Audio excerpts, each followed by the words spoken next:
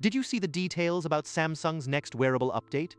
It suggests a major leap in how health data is actually processed, not just collected. A leap in processing? That sounds vague.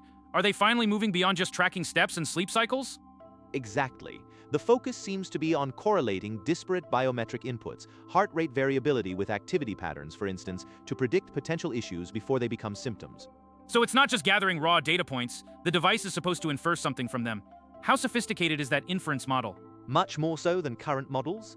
They're emphasizing cross-sensor pattern recognition, moving towards actionable insights rather than just dashboards full of numbers. But isn't predictive modeling notoriously unreliable when it comes to human biology? Are they accounting for variability and environmental factors? That's the critical point. The news implies integrating external data sources, like localized air quality or sleep cycle disruptions caused by noise levels, into the health analysis loop. Incorporating non-biological variables complicates the algorithm immensely. Who is defining the optimal weighting between, say, poor air quality and a slight nocturnal arrhythmia? They are attempting to move toward a standardized framework that other platforms can utilize, which implies a push for industry interoperability regarding health data standards. Interoperability sounds great in theory, but who controls the underlying language of that data exchange? Is this simply Samsung setting a new de facto standard? Potentially, yes. The market pressure seems to be forcing manufacturers toward a shared protocol because proprietary siloed systems are limiting clinical utility.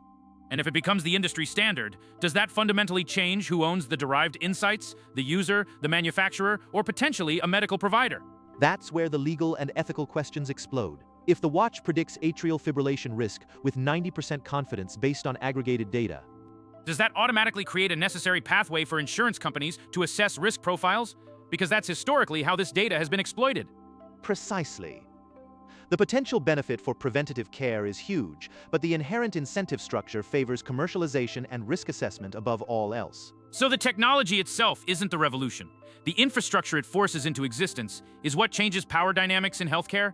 Correct? It moves health tracking from a personal wellness tool to an integrated diagnostic input stream that demands institutional participation. Meaning, for this predictive capability to be truly useful, we need clinical-grade validation, not just consumer testing data points. Exactly. The gap between smart enough for the average user and reliable enough for a doctor remains vast, and that must be addressed if this has real consequence. If it successfully bridges that gap, does the concept of routine annual physicals become partially redundant? Perhaps not entirely, but certainly supplementary. The device becomes an always-on baseline monitor, flagging anomalies between checkups. It changes the model from reactive treatment to continuous vigilance, a massive shift in medical expenditure and patient accountability.